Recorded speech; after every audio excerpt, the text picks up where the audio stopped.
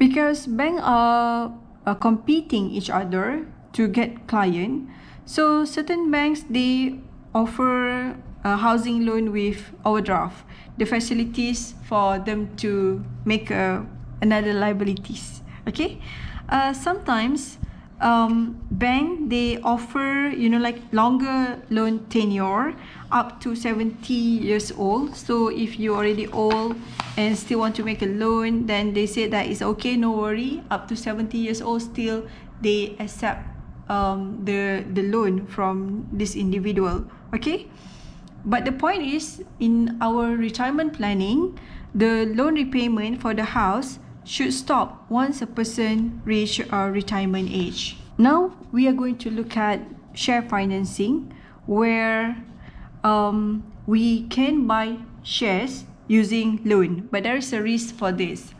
Okay, which means buy shares using loan, which means you can buy shares at the cheap price and wait until the price increase and then you sell. This is where you can actually make a profit.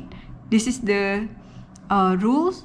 You have to buy low, okay, buy low and sell high. Okay, this is highly risky, but some people really like to do this and make loss out of this and go bankrupt.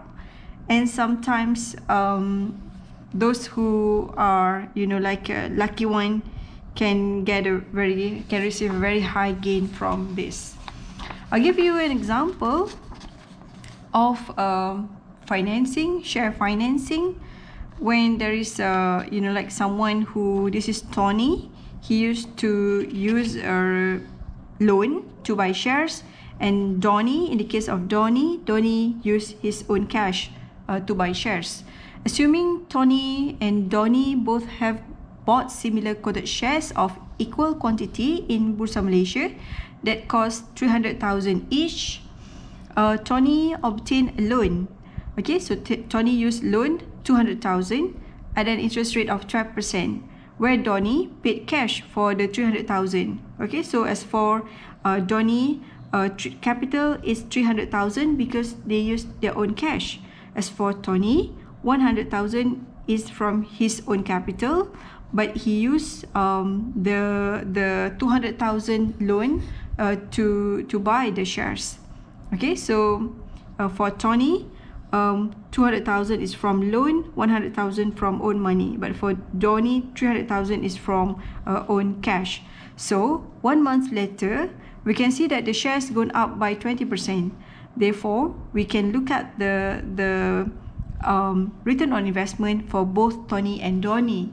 Alright, so as for Tony, value after 1 month now become 360,000 for both, less the interest, that is at the interest rate 12% per annum.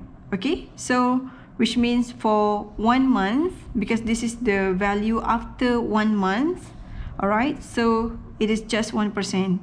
Okay, 12% is for per annum. For 1 month is equivalent to 1%. 1% times 200k, the interest is 2,000.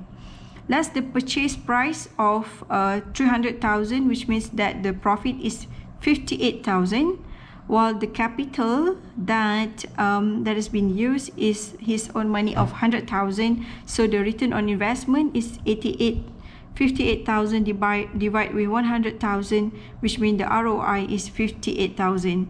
But if we look at the case of Donnie, all right, because Donnie used 100% of the shares using his own money, so the return of investment is 60,000 divided with 300,000. So the ROI for Donnie is 20,000. Therefore, we can see that in this case, Tony making huge of money by making a loan to buy shares. Okay, nevertheless, this might be, you know, like something promising in a very good economic situation. You can see that Tony is making a lot of profit. But what if in a bad economic situation? Okay, those who rely on share financing actually will suffer. In this case, where let's say the market value dropped 20%, that is from 300,000 to 240,000, then we can see that in this case, Tony, the ROI for Tony will reduce up to negative 62%, while for Donnie it's just negative 20%. Therefore, for those who practice share financing in a bad economic situation where they already bought the share at high price and the value reduce or drop, then they will also suffer a lot. So let's say we want to continue with the share financing. We have to pay for the collateral, okay, cagaran, okay, for us to get the loan for the purpose of share financing. What kind of collateral that we can use? We can use quoted shares. Okay, so it might be, you know, like is a form of shares such as blue chip companies or shares. There's several types of shares that can be used as a part of collateral. Beside that, we can also use real estate. Let's say you have a house, you have a factory. It also can be used as a part of the collateral. And if you have fixed deposit, it's also a part of the collateral that can be used for you to get a share financing from the bank. Now, I'm going to talk a little bit about loans to acquire other landed properties. We can use loan for us to buy house, shop lots, factories as for the investment. Nevertheless, it is very important to note that the rate of interest, okay, is higher if you want to buy office lots, you know, shop lots or factories rather than house. House, normally the rate is much lower because it is for, you know, like personal consumption. But the rate for office lot, factories, and this is for the purpose of investment, it is for commercial reason, then the bank will charge higher. Another thing that I would like to touch a little bit is about overdraft. Overdraft is given to the current account holder, okay? Like me, I'm not a current account holder. I just have a saving account, so I'm not allowed to get the overdraft. This is a special situation where you can withdraw the money exceeded the amount of balance that you have in your current account. Okay, this is what they call as overdraft.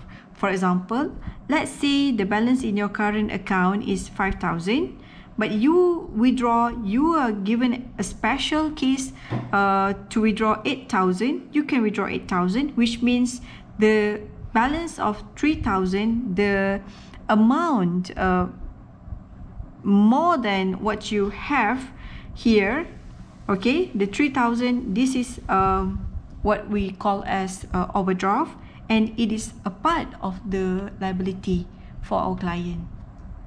All right, now we're going to look at the last part of this topic, which is related to partial prepayment of housing loan. So this in this case, in the case of Donnie, where he has an housing loan outstanding 250,000 with the Bank of Solo. The loan outstanding is repayable by another 150 months installment of 2505.40 each. Alright, and based on the partial prepayment of 25,000 to be made now, Donnie was informed that he could save interest expense of 56,167. Alright, so there's a calculation on how we can derive an interest saving of 56,167. I've seen that, you know, in order for Donnie to enjoy this interest saving, okay, of 56,167, it means that they have to make a prepayment of 25,000.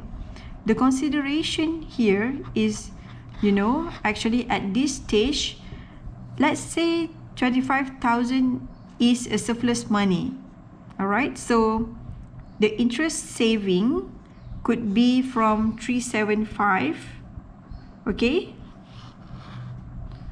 375,809.46 minus 319, all right, 642.02 minus the prepayment of 25,000, then we can get the interest saving of 31,167.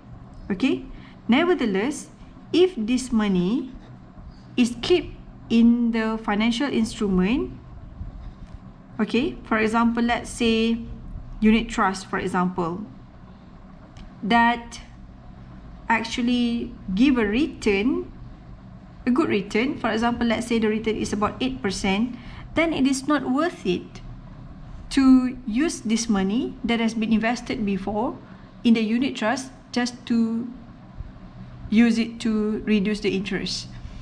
I have seen that like this step, it is something not favorable, okay, something that the customer should not do that. Prepayment is not a good way on how to make a saving, rather than it's good to keep the extra money. So as for Donnie, it is better for Donnie to save this money in the investment that can make a huge good profit, rather than to use it to pay for the prepayment, okay. But if, for example, Donnie really want to reduce the interest, it is better for him to make a small loan, okay, in the sense that he should use the money for the down payment, all right. So they will just need to take a small loan for him to buy a house, okay. So this is a quite similar case for the hire purchase that we already discussed before in the previous topic, that is in chapter 12. Alright class, that's all for this topic, that is topic 13. I hope that you enjoy the retirement planning class, and I hope you learn something out of this, and I hope that it will be a very beneficial knowledge for you and your future. That's all. Assalamualaikum, and have a nice day to all.